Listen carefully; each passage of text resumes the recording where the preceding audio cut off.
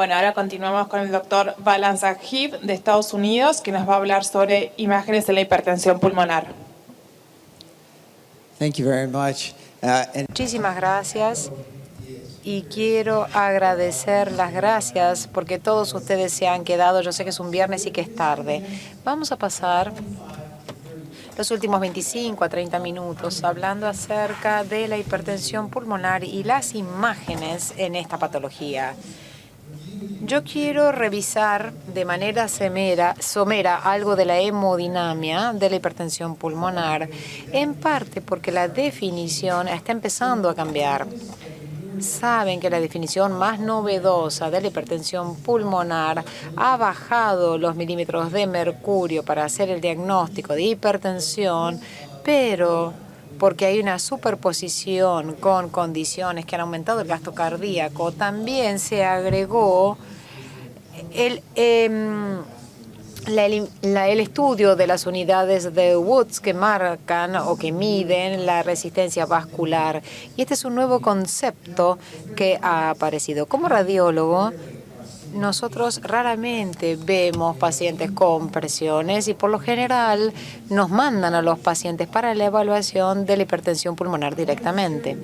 Quiero compartir con ustedes una serie de congresos que ha habido a lo largo del mundo y muchos de ellos apoyados por la OMS y organizaciones que tienen que ver con la radiología, la cardiología, la patología. Y en estas series de charlas ocurrieron en el 73, 98, 2003, 2008, la más reciente, 2013 y 2018, en Niza, en Francia. Cada una de ellas ha dado origen a un distinto nombre para una clasificación para la hipertensión pulmonar, pero ha sido toda una evolución en el tiempo. Allá en el 73, la hipertensión pulmonar se consideraba primaria y secundaria. Primaria era la idiopática y la secundaria era la hipertensión que tenía otra causa. En el 98, la secundaria se abandonó este término y eso fue porque vimos que había condiciones que resultaban hipertensión pulmonar, pero eran diversas y tenían muy poco en común. Y ponerlas todos en una bolsa de gatos no tenía mucho sentido. El término secundario desapareció, entonces también desapareció el primario. Cuando yo era residente, en los 90, hablábamos de la hipertensión pulmonar primaria.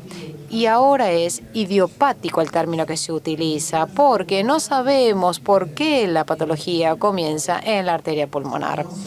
También sabíamos que había esta idea de la herencia de alguna manera, que significa que en algunas familias vamos a ver que hay mayor incidencia de hipertensión pulmonar.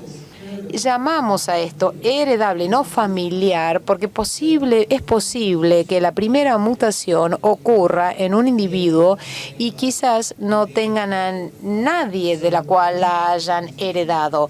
Entonces, no es una mutación que pasa de generación en generación. Y estas mutaciones son parte de lo que se llaman de la cascada de la proteína morfogénica del hueso.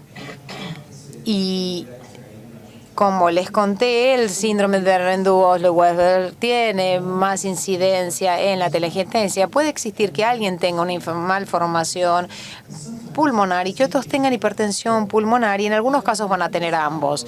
Y la nueva categoría ha habido algo más de trabajo que analiza la hipertensión pulmonar primaria en el neonato y también el concepto de la hipertensión pulmonar segmental o segmentaria.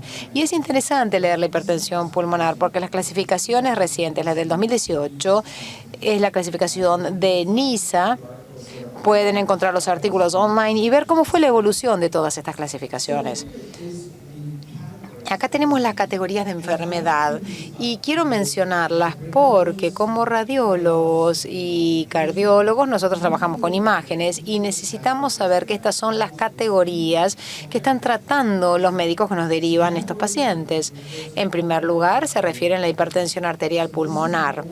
esta es la única categoría que podemos utilizar la palabra arterial, porque la idea es que la patología es en la pared de la arteria y por eso es una hipertensión pulmonar arterial.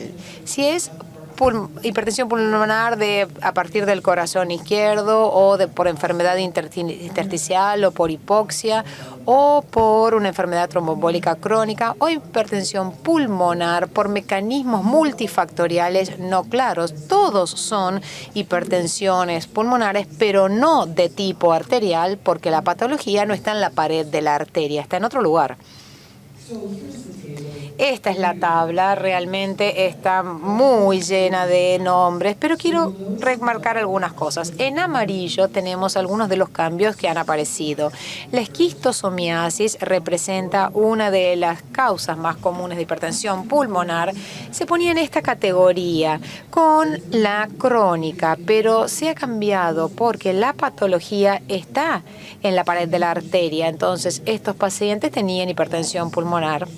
También los pacientes recibían bloqueantes de los canales de calcio y respondían a esto y quedan en esta categoría.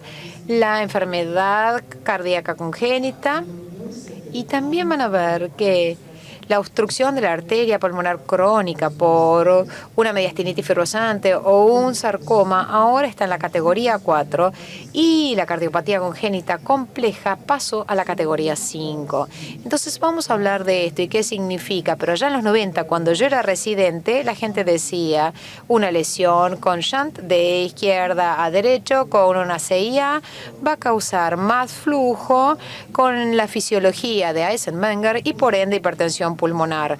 Por suerte aprendimos que no es tan fácil y que hay algunos pacientes que van a tener un shunt muy pequeño y el shunt muy pequeño va a ir a hipertensión y algunos que son tratados por la patología congénita y van a pasar muchos años después de la cirugía y recién después desarrollar la hipertensión. Muchos piensan que esta patología puede estar relacionada con algunas de las mutaciones que vimos antes porque algunas de las cardiopatías congénitas complejas van a tener las mismas mutaciones que se pueden ver en la hipertensión pulmonar. Y es interesante esto, es más complicado de lo que creíamos y hay muchos tratamientos disponibles y esta es la razón por la cual tenemos toda esta categorización acerca de estos pacientes. Primero sabemos que la gente con hipertensión arterial pulmonar categoría 1 responden muy bien a los vasodilatadores. Entonces, cuando yo empecé en la Universidad de Washington, casi un 10% de nuestros pacientes con trasplantes de pulmón eran pacientes con hipertensión pulmonar, pero ahora cuando existen los vasodilatadores, solo trasplantamos en menos del 1% de estos pacientes porque andan muy bien con medicación y no necesitan llegar al trasplante.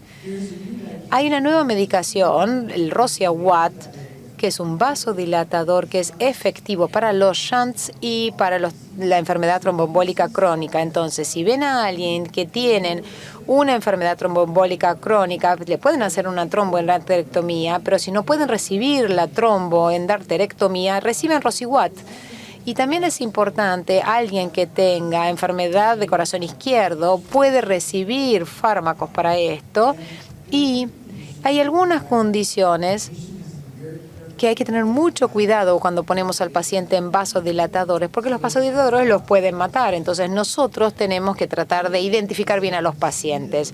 También sabemos que en pacientes jóvenes con hipertensión pulmonar severa, este es un paciente que tiene una enfermedad terminal en el pulmón por deficiencia de surfactante.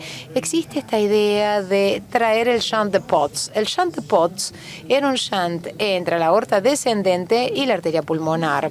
Lo usábamos en pacientes que tenían enfermedad cardíaca, pensando que podíamos mejorarla, pero ahora se utiliza para descomprimir la presión en pacientes que tienen hipertensión pulmonar severa, con la idea de que todavía podemos salvar los pulmones de desarrollar mucha hipertensión periférica y comprarle de alguna manera a tiempo como puente hasta el trasplante. Y esto se hace en los niños con hipertensión severa. Entonces, nuestro objetivo es tratar de tener una idea de lo que ocurre con la arteria pulmonar y por qué está ocurriendo esto.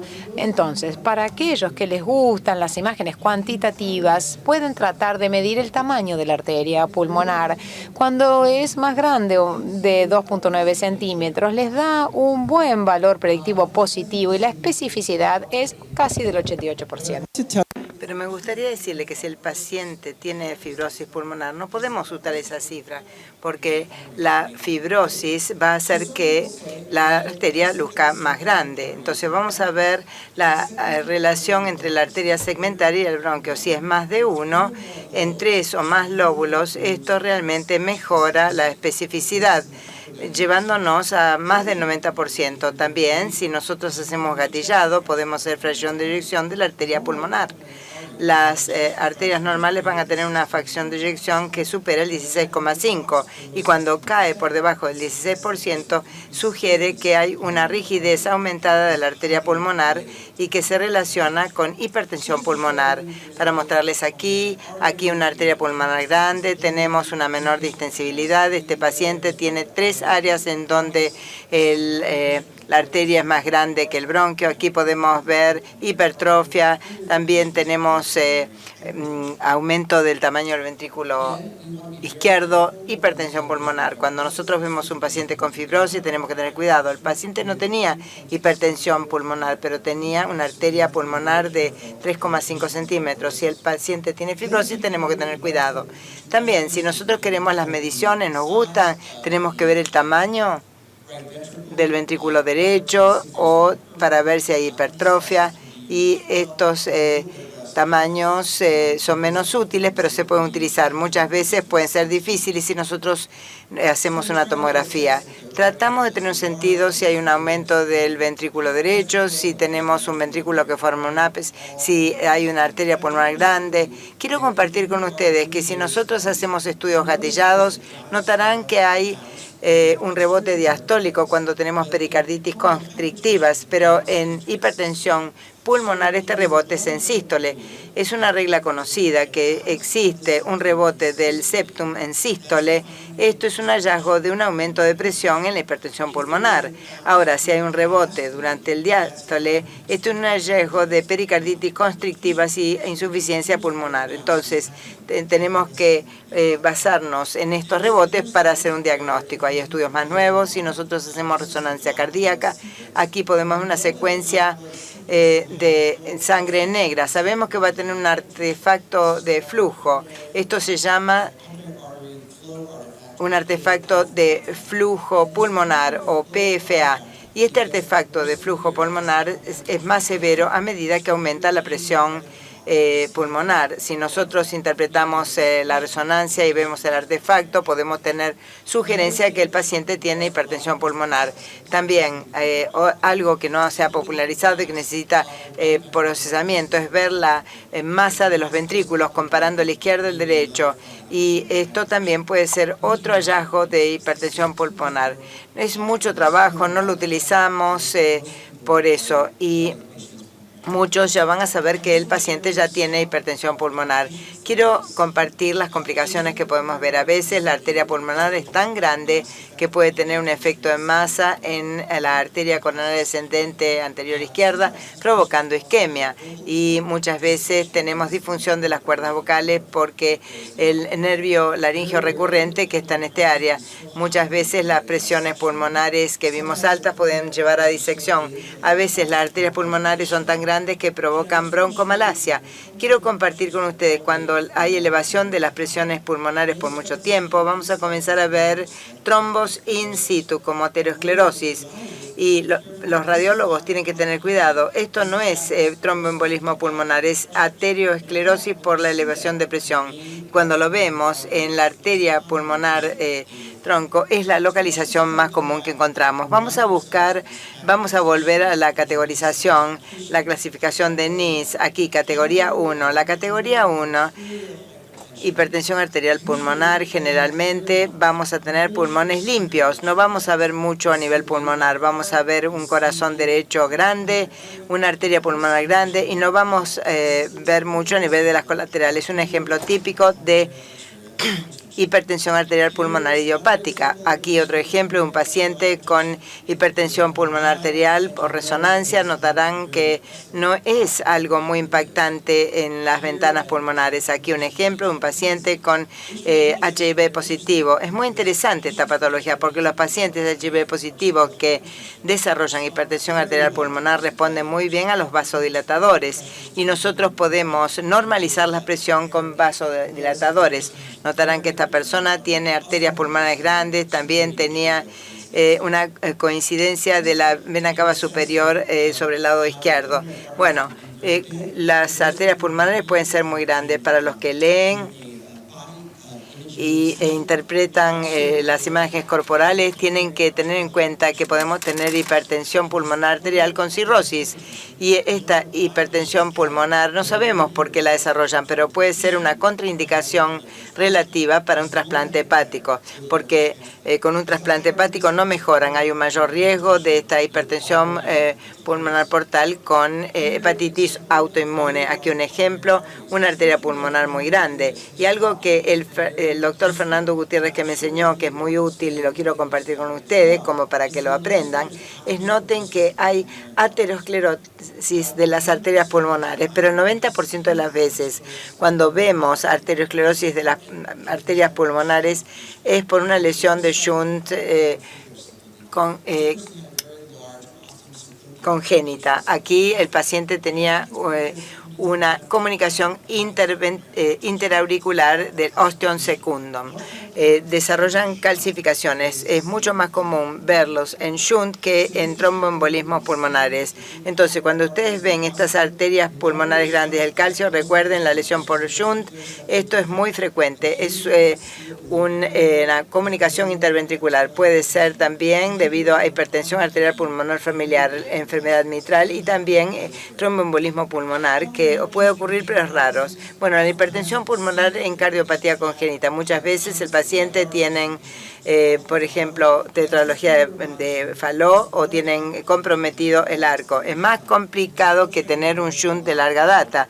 Y nosotros tenemos que aprender por qué los pacientes con cardiopatía congénita desarrollan hipertensión pulmonar. Aquí un paciente con transposición de los grandes vasos. Aquí una de las patologías muy conocidas que desarrollan hipertensión pulmonar aún después de la cirugía. Décadas después, los pacientes pueden desarrollar hipertensión pulmonar. Aquí un paciente desafortunado porque llega con malformaciones múltiples y hipertensión pulmonar. El paciente con telangiectasia hereditaria que tenía estas mutaciones que provocó estas dos alteraciones. Podemos ver ambas en el mismo paciente. Quiero compartir con ustedes que en pacientes que reciben vasodilatadores a veces vamos a ver este fenómeno de tener vasos muy grandes. Los vasodilatadores van a dilatar a los vasos. Entonces, la importancia de saberlo es no confundirlo con otra condición en donde son nódulos centrolobulares. Siempre hablamos acerca del árbol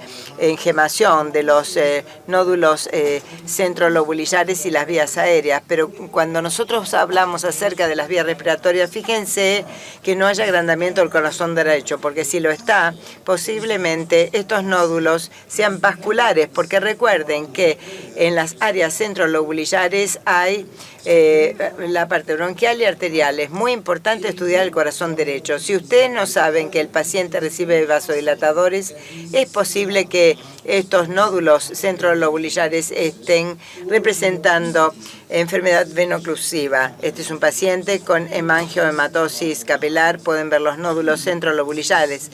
La clave fue esta hipertensión pulmonar severa. Un paciente que no debería recibir tratamiento con vasodilatadores a menos que se lo supervise íntimamente, porque pueden desarrollar edema pulmonar y mueren. Cuando vemos esta constelación, nosotros alertamos al equipo de que esto es posible.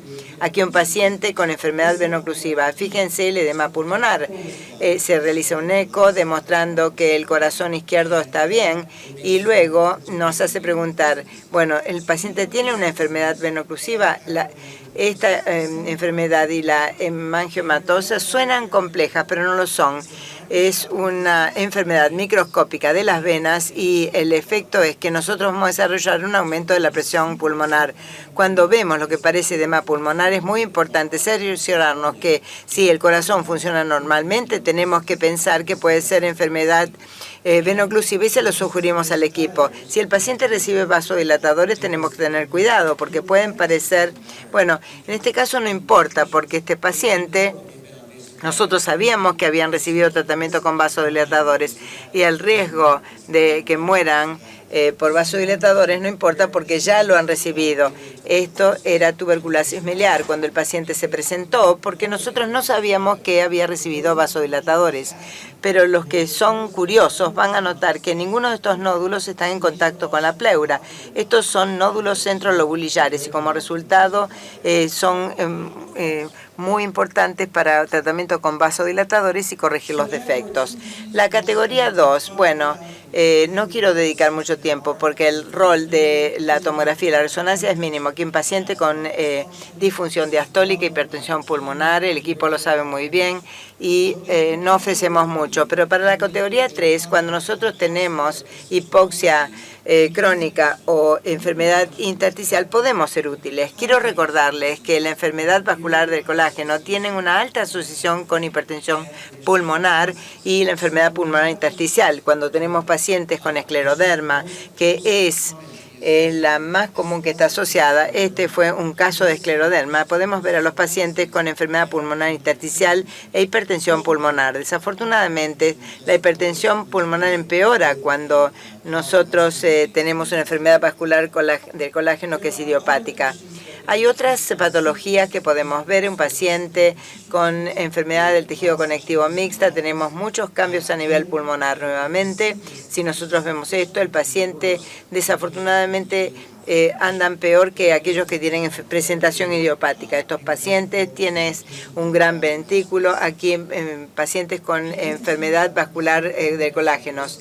La combinación del enfisema y la fibrosis vascular es donde nosotros tenemos enfisema en los lóbulos superiores, en los lóbulos inferiores fibrosos y generalmente en un patrón NSP, pero muchas veces en un patrón de neumonía intersticial. Tenemos una alta incidencia de hipertensión pulmonar. Estos pacientes con hipertensión pulmonar severa muchas veces no andan muy bien. La categoría 4 se refiere a la tromboembolismo pulmonar crónico y muchas veces los radiólogos son los que sugieren al equipo clínico lo que ocurre. La clave entonces es que van a ver que hay un efecto de llenado central. Les recuerdo que el tromboembolismo pulmonar representa cicatrización de un episodio de tromboembolismo pulmonar. Si tenemos un tromboembolio pulmonar, tenemos esta cascada que se forma grande. Se forman cicatrices en las arterias pulmonares que aumentan la resistencia vascular provocando hipertensión pulmonar. Entonces, el tratamiento es hacer una endarterectomía si es central, posiblemente debido a angioplastia por balón, que es un tratamiento más nuevo que se ha utilizado. Y si es periférico, traten Sidoquat, un nuevo medicamento para ver si es útil. Es muy útil para ver si es lo que ocurre. Notarán que vamos a tener una atenuación en mosaico. Podemos ver estos defectos de llenado en mosaico excéntricos y aquí podemos ver una proyección de atenuación máxima. Fíjense la telaraña, esta formación en rosario típico de tromboembolismo pulmonar y podemos ver los vasos en ese área. El aspecto es bueno. Ahora, con el tromboembolismo crónico nosotros no vamos a ver muchas arterias bronquiales agrandadas. Bueno, en este caso tenemos que pensar en mediastinitis fibrosantes, fibrosis quísticas o cardiopatía congénita. Pero es inusual ver estas arterias bronquiales grandes y tampoco vamos a ver enfermedad intersticial. Y esto fue útil. Cuando nosotros los vemos, este aumento de las arterias bronquiales, tenemos que hacer un diagnóstico diferencial. La categoría 5 vamos a incluir a todas las patologías, esplenectomías. Muchas veces tenemos sarcoides, Gaucher, todos están en esta categorización. Los hallazgos son típicos. Aquí un paciente con sarcoidosis tiene hipertensión pulmonar grave. Es muy bueno tenerlo en cuenta. Que un paciente con anemia hemolítica, un síndrome y tenía un hígado oscuro, como pueden imaginarse, en el cuadro de haber sido sometido a muchas transfusiones, el vaso no funciona y tienen hipertensión pulmonar y arterias pulmonares grandes. Entonces, la primera vez que vemos a un paciente tenemos que tratar de determinar cómo el equipo va a determinar cuál es la categoría del paciente, porque esto nos va a ayudar a determinar el tratamiento. Ahora, cuando el paciente está en categoría 1 y recibe vasodilatadores, entonces la tarea con los imagenólogos es ver y estudiar el ventrículo derecho para ver cómo está. El primer vasodilatador es utilizar medicamentos orales. Y si el paciente no responde bien, entonces vamos a tener una segunda y tercera línea de medicamentos endovenosos para ayudarnos. Entonces nosotros tenemos que estudiar el ventrículo derecho. Le podemos darle contraste con resonancia, hay realce de los puntos bisagra. Esto es un hallazgo inespecífico en hipertensión pulmonar. Esto no nos ayuda mucho, pero tratamos de tener un sentido qué es lo que ocurre con los ventrículos, si están mejorando o si están empeorando. Y si empeoran y más grande, entonces tenemos que aumentar el tratamiento o agregar y combinarlo con otros tratamientos. Y de todas las técnicas no invasivas, las imágenes por resonancia magnética es la mejor manera de estudiar el volumen del ventrículo derecho. La tomografía gatillada también puede ser útil. Aquí un paciente que seguimos pueden ver que la arteria pulmonar aumenta de tamaño, el ventrículo derecho también, y reciben más medicamentos. Aquí otro paciente que seguimos, anduvieron muy bien, continuamos con el tratamiento y realmente la evolución fue buena. Algunos han hablado acerca del uso de la PET resonancia. Con la idea del ventrículo derecho está deformado, podemos ver una mayor captación de glucosa. Aquí, histocitosis de células de Langerhans, podemos ver una gran captación de glucosa en el ventrículo derecho. Y también noten de que tiene un cáncer pulmonar que no ha sido diagnosticado. Es una buena idea el PET resonancia, pero no es algo que utilicemos en nuestra práctica. Todavía tenemos que estudiarlo más debido al tiempo que se exige para obtener las secuencias. Es algo que todavía no está listo para primera línea. Tenemos que pensar, cuando nosotros estamos manejando a los pacientes con hipertensión pulmonar, me gustaría recordarles que los colegas clínicos conocen muy bien la clasificación de NICE. Es por eso que ellos ingresan a los pacientes en el esquema de clasificación para tener una idea de cómo tratarlos. Nuestra tarea es ayudarlos y para determinar que los pacientes con hipertensión pulmonar podemos tener categorías. Tenemos que tener cuidado de no sobredenominar un paciente con hipertensión pulmonar. Muchas veces tenemos que tener cuidados de decir que la arteria pulmonar es grande, entonces hipertensión pulmonar. Esto quizás no sea así. Y también tenemos que ver el ventrículo derecho para ver cómo está actuando con los diferentes algoritmos terapéuticos, porque si el paciente no anda bien, vamos a tener que cambiar el abordaje. Muchas gracias por estar aquí, muchas gracias por su atención.